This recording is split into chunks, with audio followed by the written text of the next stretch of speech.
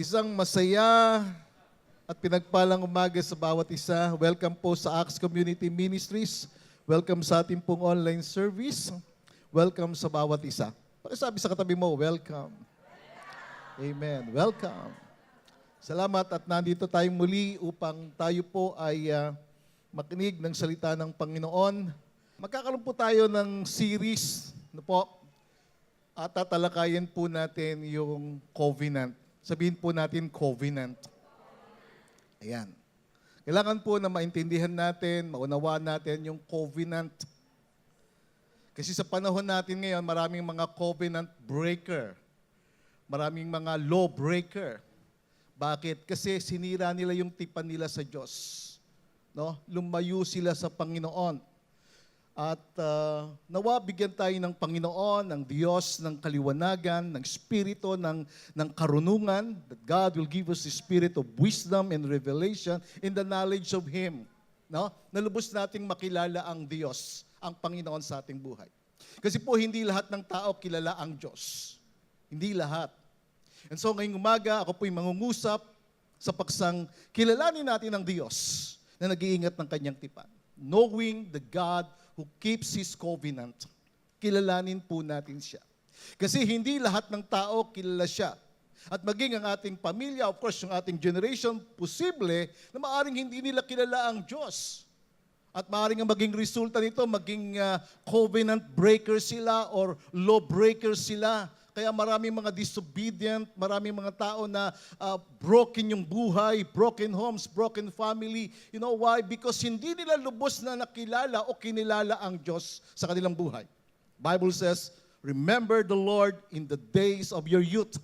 Alalahanin mo, kilalanin mo ang Diyos sa panahon ng iyong kabataan. At sinabi po sa aklat ng Judges chapter 2 verse 10, merong generation na lumitaw na hindi nila kilala ang Diyos o hindi nila kinilala ang Diyos, kaya gumawa sila ng kasamaan.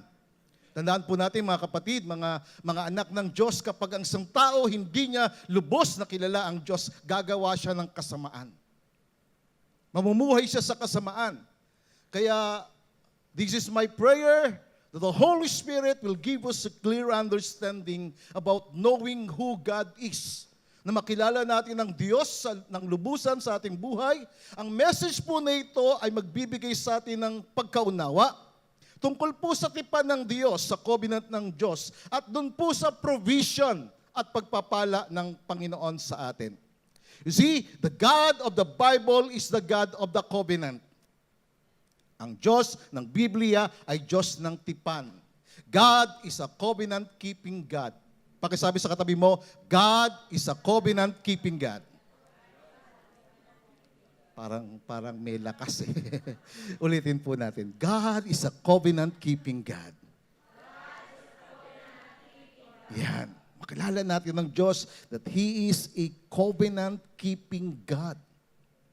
Na siya ang Diyos na nag-iingat ng kanyang tipan. Na kapag sinabi ng Diyos, kanyang pinagpapahalagahan. Ginagawa niya. Sa katotohanan, sabi ng Psalm 138 verse 2, mas mahalaga sa Diyos ang kanyang salita kaysa sa kanyang pangalan. Mas pinagpapahalagahan ng Diyos, napakahalaga sa Kanya, yung mga salita na lumalabas sa Kanya. Kaya ang salita ng Diyos napakahalaga. Ang Biblia ay kinapapalooban ng mga salita ng Diyos ng covenant ng Panginoon. At huwag natin kalilimutan, mga kapatid, na ang Diyos ay Diyos na nag-iingat ng kanyang tipan. Amen? He is a covenant-keeping God. The Bible says in Deuteronomy, Kabanatang 7, Talatang 9, gaytong sinasabi, dahil dito, kilalanin ninyo na ang Panginoon ninyong Diyos ay siyang Diyos. Know Him. Kilalanin niyo siya na ang Diyos ay siyang Diyos. Siya ang tapat na Diyos na nag-iingat ng tipan. At may wagas na pag-ibig sa mga umiibig sa Kanya at tumutupad ng Kanyang mga utos hanggang sa 1,000 salinlahi. Unto thousands generations. You see, God keeps His covenant. Sabi sa wikang Ingles, ganito, therefore know that the Lord your God, He is God. Ang Diyos ay Diyos. He is the faithful God who keeps covenant. Siya yung matapat na Diyos na nag-iingat ng kanyang tipan. Yung kanyang covenant, iniingatan niya ito. Sinusunod niya ito, ginagawa niya ito. Kailanman ang Diyos hindi po siya lumalabag sa kanyang covenant, sa kanyang tipan. Dito po maunawaan natin na ang Diyos ay tapat. He is a faithful God who keeps covenant and mercy for 1,000 generations. Na siya po ay nahabag, nag-iingat ng kanyang tipan at nahabag sa napakaraming tao, sa napakalibong henerasyon, sa mga taong nagmamahal sa Kanya at nag-iingat ng kanyang tipan o ng kanyang commandments. Sino po nagmamahal dito sa Diyos? Alam mo, pag nagmamahal ka sa Diyos, iingatan mo, susundin mo ang kanyang mga sinabi. Sabi ni Jesus, if you love me, you will keep my commandments. Ang nagmamahal, ay sumusunod. Nag-iingat ng kanyang mga tipan. So kapag ka nagmamahal ka sa Diyos, hindi ka lalabag sa kanyang kalooban. Hindi mo sasaktan yung kanyang kalooban dahil nagmamahal ka sa kanya. Pag minamahal mo ang isang tao, hindi mo sasaktan ang kanyang kalooban. Amen? Hindi mo susuwayin ang kanyang sinasabi. So ang banal na kasulatan ay nagsasabi na ang Diyos ay tapat sa kanyang covenant. He is the Lord our God. He is a faithful God. He keeps His covenant to 1,000 generations who love Him and keep His commandments. Nagmamahal ang Diyos sa napakaraming tao, sa libo-libong generation na nag-iingat ng kanyang kautusan, ng kanyang kalooban. Iniingatan ng Diyos ang kanyang tipan. So ngayong umaga, ano ba ibig sabihin ng covenant? See, the word covenant in Hebrew is berit, na ang ibig sabihin, it is a sacred promise. Covenant is a sacred promise. Ito ay banal na pangako. Ang Diyos ay mayroong banal na pangako sa atin. Ang Diyos ay may banal na pangako at ang kanyang banal na pangako, ito ay kanyang tinutupad. You see, God's covenant represents an unbreakable promise and agreement with His people. So yung covenant ng Diyos, ito ay unbreakable promise. Kailanman ang Diyos hindi siya lumalabag sa kanyang pangako, sa kanyang mga minamahal.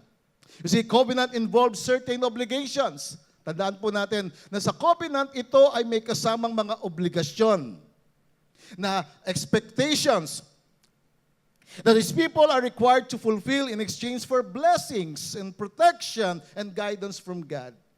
So sa covenant, meron pong obligation, meron tinatawag na terms and obligation na in-expect ng Diyos sa kanyang mga anak na gagawin upang ang pagpapala ng Diyos, yung protection ng Diyos, yung gabay ng Panginoon ay manahan sa atin. Amen? Tandaan natin, covenant is all about God's integrity. Ang tipan ng Diyos ay tungkol sa kanyang integrity. Ibig sabihin sa kanyang pagiging tapat, sa kanyang pagiging totoo. Everything God does, He does it through covenant. Lahat ng ginagawa ng Diyos, ginagawa niya sa pamamagitan ng pakikipagtipan. We will read the Bible. The Bible is the Old Testament, the Old Covenant, and the New Testament, the New Covenant. So everything God does, He does it through covenant. So balikan natin yung word natin, Deuteronomy 7 verse 9. Therefore, kilalanin mo na ang Diyos, ang Panginoon mong Diyos, siya ay Diyos. He is the faithful God. God is a faithful God and He keeps His covenant and mercy for 1,000 generations. Sabihin mo sa katabi mo, kasama ka sa generation na yan. He keeps His covenant to 1,000 generations. Kasama tayo rito. Kasi kapag naintindihan po natin, mga kapatid, ang totoong kahulugan ng katapatan ng Diyos sa kanyang covenant, sa kanyang tipan, aangat yung pananampalataya mo. Amen? Kasi covenant has promise blessings and privileges, pero tandaan natin, ang covenant din po ay meron ditong consequences at curses when we violate, kapag nilabag natin. Kapag merong paglabag sa covenant, meron itong consequences. Kaya nga, wag tayong lalabag sa covenant. You see, when God made the covenant, He does it in order to bring things past in the lives of the people na kung saan nakipagtipan sa Kanya. Psalm 89 verse 34. God said, "My covenant I will not break, nor alter the word that has gone out of my lips." Yun ang Diyos na pinaglilingkuran natin. Siya ay matapat na Diyos na sinabi niya, "Ang aking covenant hindi ko lalabagin, ang aking tipan hindi ko lalabagin, ni ang mga salita na lumalabas sa aking mga labi ay aking babaguhin." Amen. Kailanman ang Diyos hindi nagbabago. Siya ang Diyos noon, ngayon at magpakailanpaman. At kapag sinabi ng Diyos, at ito ang dapat nating panghawakan sa ating buhay upang ang kanyang pagpapala, ang kanyang kabutihan, ang kanyang pag-iingat ay manahan sa ating pong buhay. Amen? Kaya nga po, nang ang Diyos ay nagbigay ng kanyang covenant kay Abraham, hindi ito nagtatapos kay Abraham.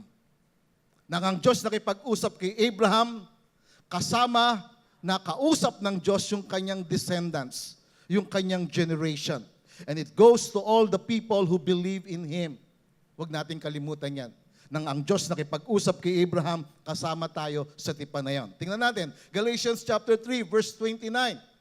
Ang sabi diyan, "If you belong to Christ, if you are in Him, then you are Abraham's descendants." Amen? Kung ikaw ay kay Kristo, nakipag-isa ka kay Kristo, ikaw ay kabilang sa lahi ni Abraham, at ikaw ay tagapagmana sa lahat ng mga pangako ng Diyos. Can we give God the praise? Kaya napakahalaga po ng ating relationship kay Jesus.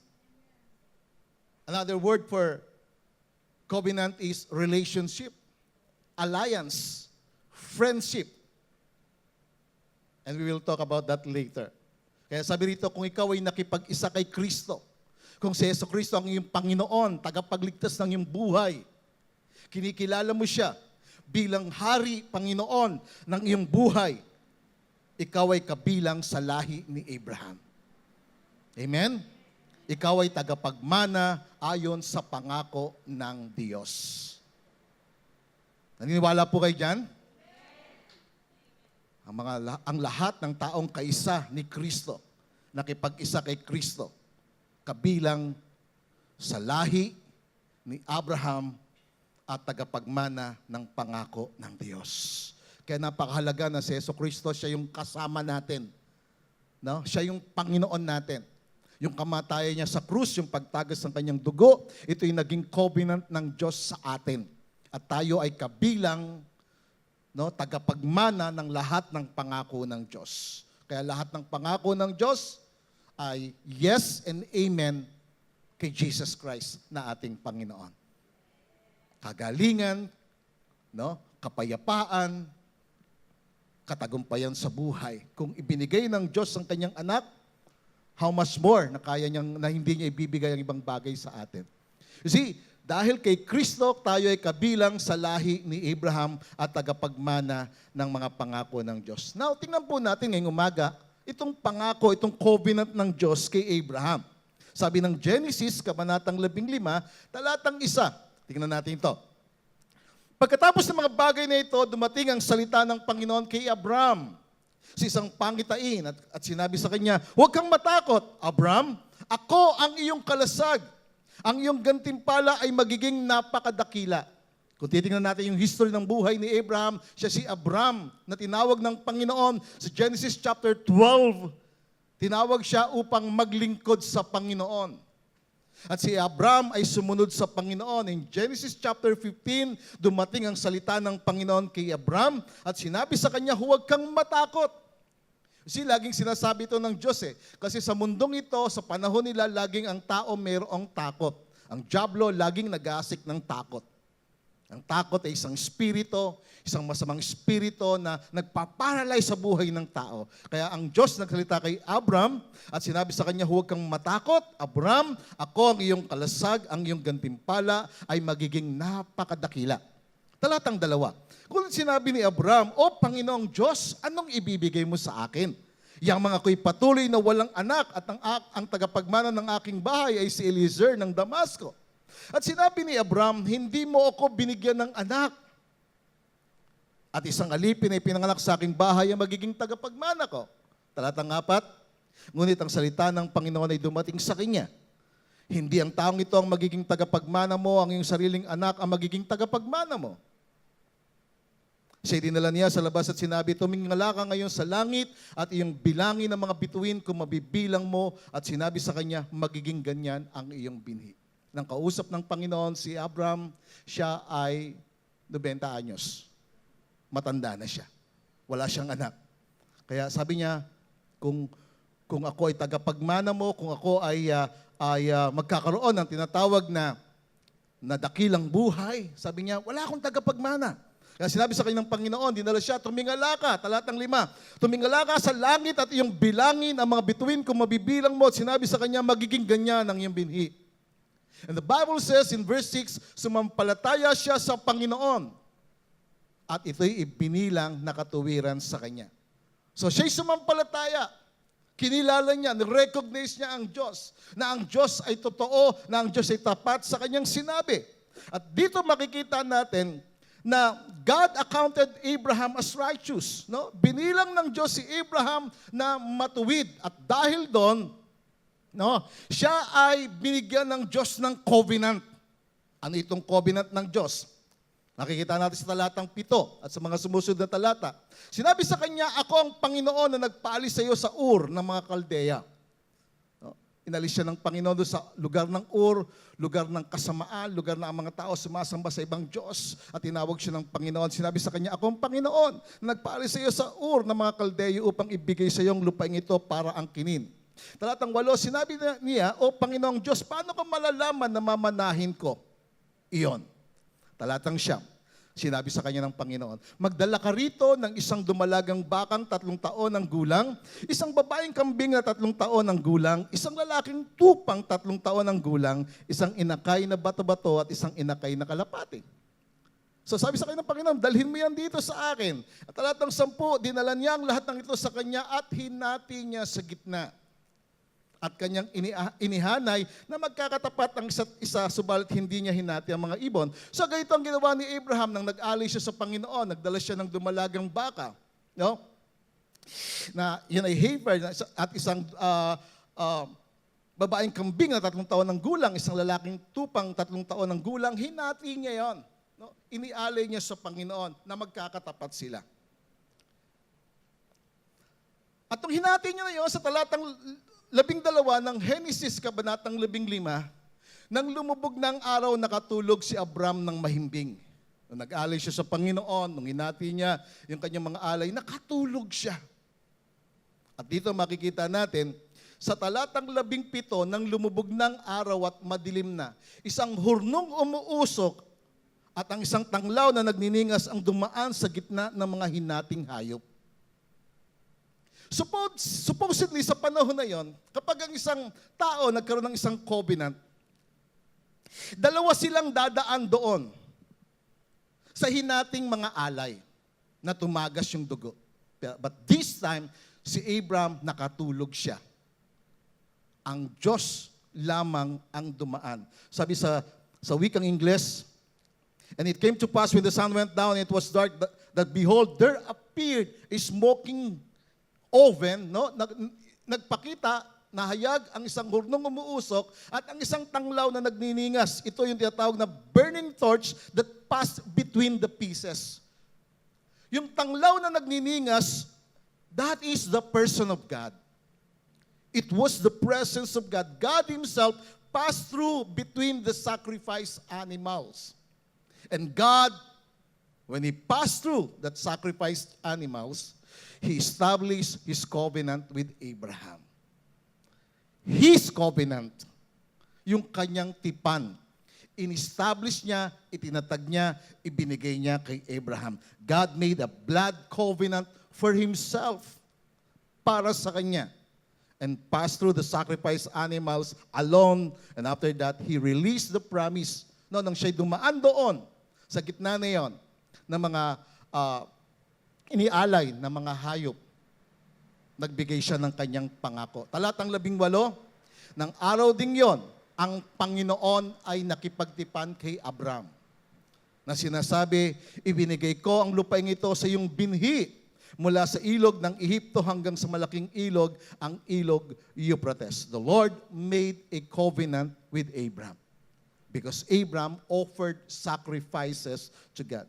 You see, God Himself ratified, confirmed, and approved His covenant through the blood of the sacrificed animals. Inapprove, pinaintulutan, kinonfirm ng Diyos ang alay na yon because mayroong blood. The blood seals the covenant. Abraham simply received the promise of the covenant and became the beneficiary of the blessing of God by faith. Tinanggap ni Abraham yung pangako ng Diyos sa pamamagitan ng pananampalataya. Ang Diyos mismo ang tumanggap ng alay. Ang Diyos mismo ang nagsagawa ng kanyang tipan o nagbigay ng kanyang tipan kay Abraham. So ano naging participation ni Abraham sa tipan na ito? Ano yung kanyang naging part? Genesis chapter 17 verse 9. Ganitong sinasabi. And God said to Abraham, as for you, you shall keep my covenant. Kasi ang Diyos ay nagbigay sa kanya ng covenant. Ang Diyos mismo ay nakipagtipan sa kanya. Ang matapat na Diyos ay nagbigay ng kanyang covenant sa kanya. At sinabi ng Diyos kay Abraham, sabi sa kanya, you shall keep my covenant and your descendants after you throughout their generations. In the Amplified Bible, ganito sinasabi, and God said to Abraham, as for you, you're part of the agreement, you shall keep and faithfully obey the terms of my covenant, you and your descendants after you throughout their generations. Simple lang yung sinasabi ng Panginoon. As for you, sabi sa kanya, you're part of the agreement. You're part of the sacred agreement, sacred covenant. You shall keep and faithfully obey. Iingatan mo ito at susunod ka, matapat kang susunod doon sa terms of my covenant, sabi ng Panginoon, ikaw at ang iyong descendants. You see, God is the covenant-keeping God. And He wants His people to keep His covenant. Kung ano sinabi ng Diyos, ingatan at matapat na sundin. Sinabi sa talatang siyam sa Tagalog, sabi ng Diyos kay Abraham, ikaw at ang lahat ng susunod mong salinlahi ay dapat maging tapat sa ating kasunduan. Amen? Sabi ng Diyos, ikaw at ang iyong salinlahi. Sino ang salinlahi ni Abraham?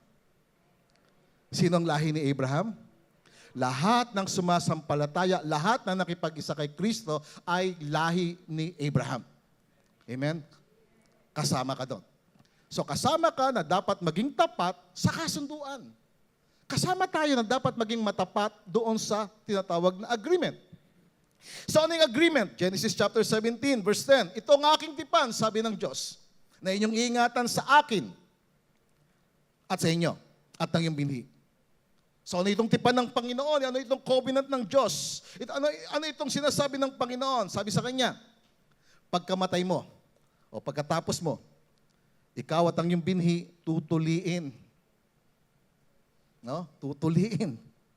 Si circumcise. Verse 11, sabi ng Panginoon, kayo tutuliin sa laman ng inyong balat ng masama. At ito magiging tandaan ng aking tipan sa inyo. So, ang dahilan kung bakit merong circumcision, inaalis yung balat ng masama. Literally, o physically, ginawa ito sa kanila.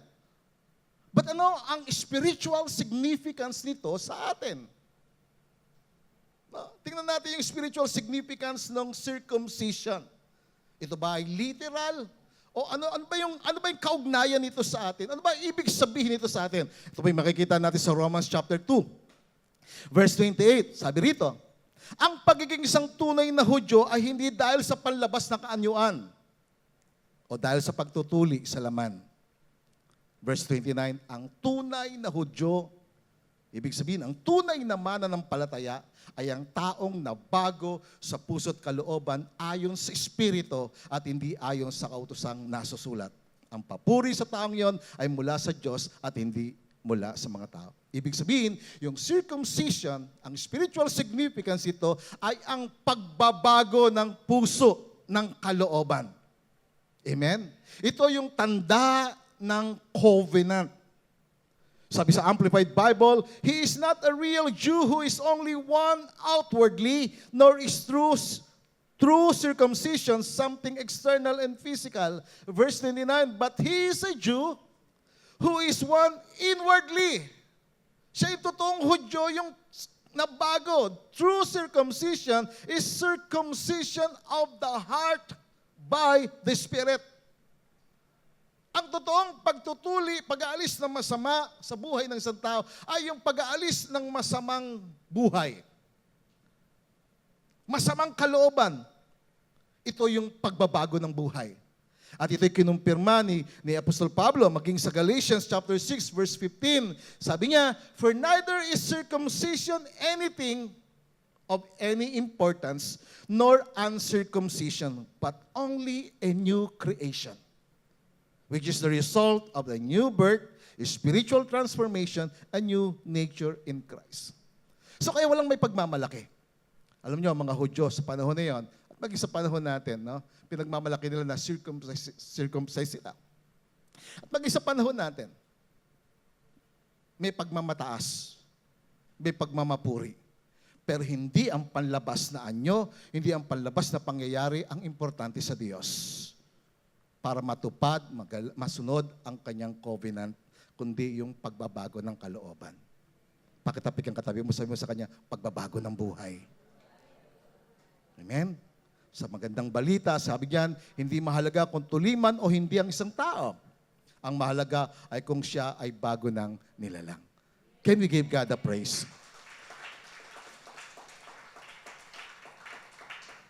But of course, scientifically, literally, no, importante yung mga tinuli. But ang spiritual significance niyan ay yung pagbabago ng buhay. Katuwiran ng buhay. Pagiging totoo at tapat sa harapan ng Diyos. So tandaan natin to, nais ng Diyos na mamuhay tayo ng matuwid at malayo sa kasalanan upang ang kanyang tipan, ang kanyang covenant ay magkaroon ng kaganapan sa atin. Nais ng Diyos na ang lahi ni Abraham, ang mga nakipag-isa kay Jesucristo, ay maging tagapagmana ng pangako ng Diyos. Na maranasan mo lahat ng pangako ng Diyos.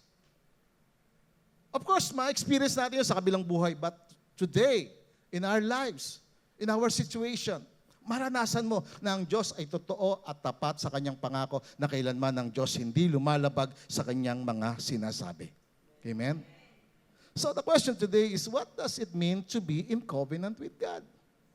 Ano po ba ibig sabihin ng pagkakaroon ng covenant sa Diyos? Ang Diyos nakipagtipan kay Abraham at tayo po na nakipag-isa kay Kristo ay kabilang sa lahi ni Abraham. At dahil doon, kabilang tayo sa tagapagmana na Panginoon. So ano ibig sabihin ng pakikipagtipan sa Diyos? Bakit natin kailangan malaman to at maunawaan? Bakit kailangan nating makilala na ang Diyos ay tapat sa kanyang pangako? At ano ibig sabihin nito sa ating buhay? Una po, covenant, it means acknowledging God in living a blameless life. Ang covenant po, once na nakipag-covenant ka sa Diyos, once na nakipagkasundo ka sa Diyos, once na nag-agree ka sa Diyos, nag-a-agree ka, no? Kinikilala mo ang Diyos, at nag-a-agree ka sa Kanya, ina-acknowledge mo siya upang ikaw ay mamuhay ng isang matuwid na buhay na malayo sa kasalanan. Are you with me? This is the covenant that God wants us to establish, itatag sa ating buhay. Tingnan natin si Abraham. Genesis chapter 17, verse 1, when Abraham was 99 years old, the Lord appeared to Abraham and said to him, I am Almighty God, walk before me and be blameless. Nagpakita ang Diyos sa kanya, sinabi ng makapangyarihan sa lahat, lumakad ka sa harapan ko, maging matapat ka at mamuhay ka na matuwid. Kung nais ng isang tao maranasan ang pagpapala ng Diyos, ang pag-iingat ng Diyos, ang kabutihan ng Diyos, katulad ni Abraham, we must live a blameless life. So the word blameless in Hebrew is tamim, na ang pronunciation ay tawim, na ang ibig sabihin ay without spot or undefiled. Ang pagiging blameless, in other words, ay morally upright. When God said to Abraham, the word, I am Almighty God, walk before me and be blameless. Sinasabi rin ito ng Diyos sa kanyang lahi. Sinasabi ito sa lahat ng mga nakipag-isa kay Kristo. Sinasabi ito ng Diyos sa iyo. Amen? Pakitapi kang katabi mo, sinasabi ito ng Diyos sa iyo. Na ikaw ay maging matuwid, maging malayo sa kasalanan. Bakit sinasabi ito ng Diyos? Kasi kapag ikaw ay matuwid o namumuhay, morally upright ka, you are covered, you are protected by the Lord. Hindi makakapasok ang kaaway sa iyong buhay. Hindi ka maharas, hindi sisirain ng dyablo ang iyong buhay. Bakit? Because you are protected. Why? Because you are blameless. Why? Because you are morally upright. And the promise is this in verse 2, and God said, I will make my covenant between me and you and will multiply you exceedingly. Sabi ng Panginoon, tutuparin ko ang aking tipan sa iyo. See, know your God that He is a faithful God. He keeps His covenant. Iniingatan niya ang kanyang covenant. Kung ano sinabi ng Panginoon kay Abraham, sinasabi niya ito sa bawat isa. And our part doon sa covenant is to live a life blameless, upright, matuwid sa harapan ng Diyos. Amen? And God will do His covenant. Sabi ni Lord, I will make my covenant between me and you, and I will multiply you exceedingly. You will increase. You will be blessed. You see, pangalawa, it means allowing God to change us.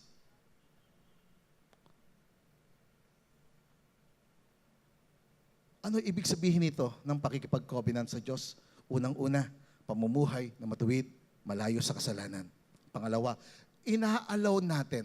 First, ina-acknowledge natin ng Diyos upang tayo mamuhay na matuwid. Pangalawa, ina-allow natin siya. Hayaan mo ang Diyos na baguhin ka niya.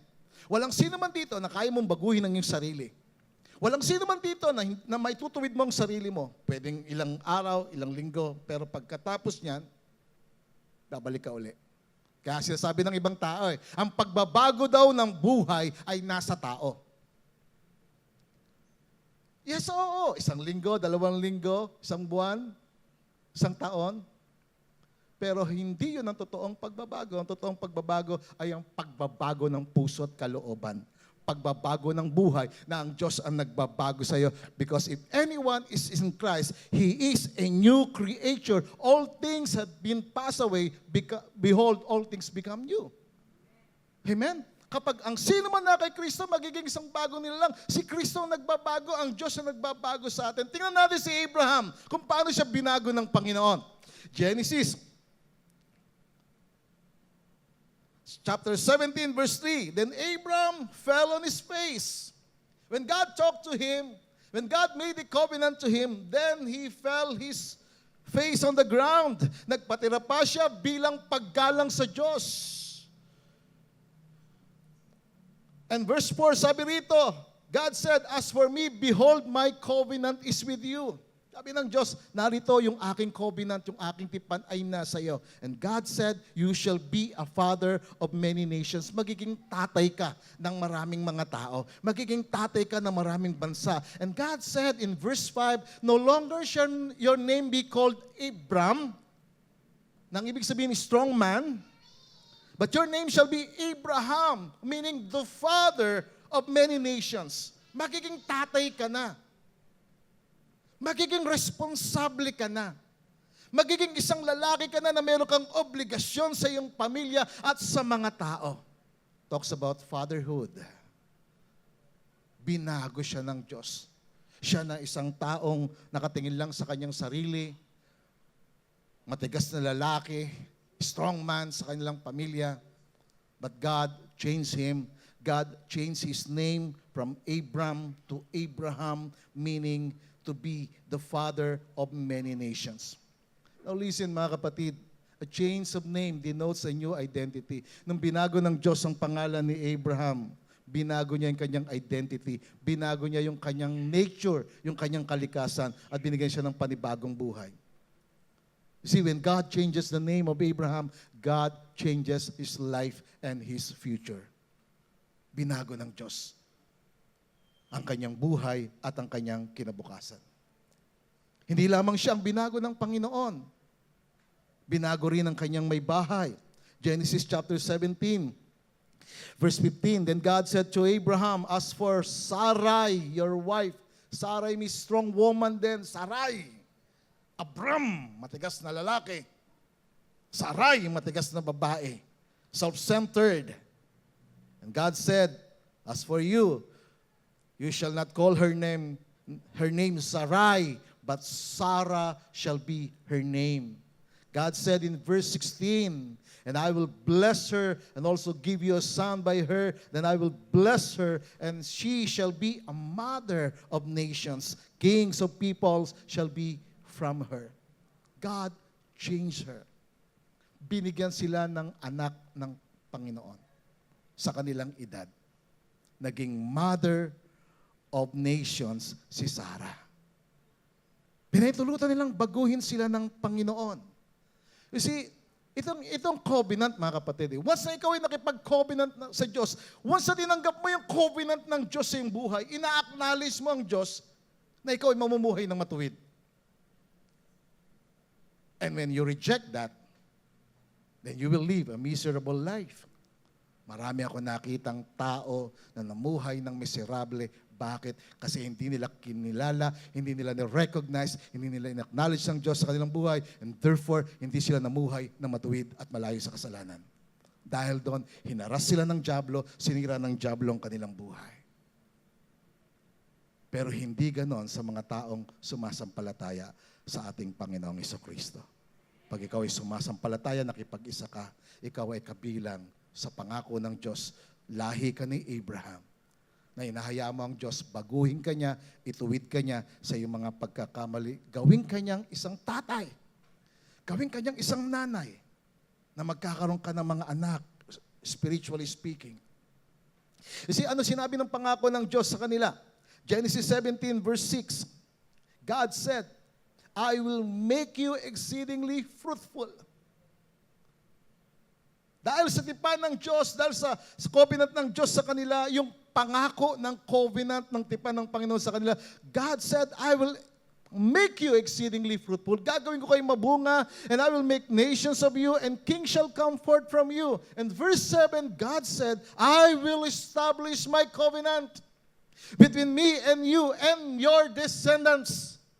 Itatatag ko, God said, I will establish my covenant between me and you and your descendants after you in their generations for an everlasting covenant. Ang covenant ng Diyos kay Abraham, mga kapatid, ay everlasting. Everlasting. It means eternal. It goes to the Lord Jesus Christ. Kaya nga sabi ng Galatians 3:29, ang sino man nakipag-isa kay Kristo ay kabilang sa lahi ni Abraham at tagapagmana ng mga pangako ng Diyos. Ikaw yon na nakipag-isa kay Kristo. Amen? Ikaw yon na sumampalataya kay Jesucristo. Ang covenant sa iyo ay everlasting. Everlasting. And God wants you to understand this. Upang kilalanin mo ang Diyos ay tapat.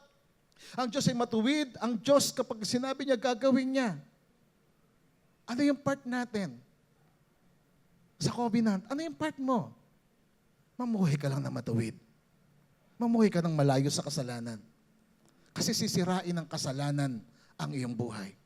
Once na nakapasok ang kasalanan sa iyong buhay, no, sasakyan ng dyablo ang kasalanan at sisirain ka ng dyablo. Tandaan natin,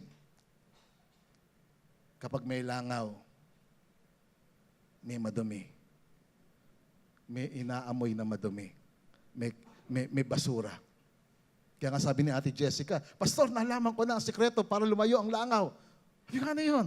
Meron siyang mabango na dishwashing na pinapahid niya sa lamesa, kaya walang langaw sa kanila. Kasi kapag pinabango mo ang iyong buhay sa Panginoon, ang langaw, ang kaaway, lalayo sa iyong buhay. Amen? Can we give God the praise? You see, God is saying, I will establish my covenant between you and your descendants. Kasama tayo rito. Ito po ay isang everlasting covenant. Ang tipan ng Diyos kay Abraham hanggang ngayon, kasama tayo. But the question is this, are you living a fruitful life? Are we living a life that is blessed?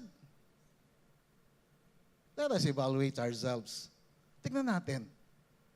Kung hindi, merong part tayo na hindi natin nagagawa. Ang Diyos tapat sa kanyang pangako. He is a faithful God. He keeps His covenant. And we must know it. We must understand that God is faithful. How about we? How about you? Are we faithful to God? Kasi kung totoong kilala natin ang Diyos, magmamanifest ito sa ating buhay. And God said, in verse 8, sabi rito, also I give to you and your descendants after you the land in which you are a stranger, all the land of Canaan. Take note of the word everlasting possession. Everlasting covenant, everlasting possession. Walang hanggang tipan, walang hanggang pag-aari.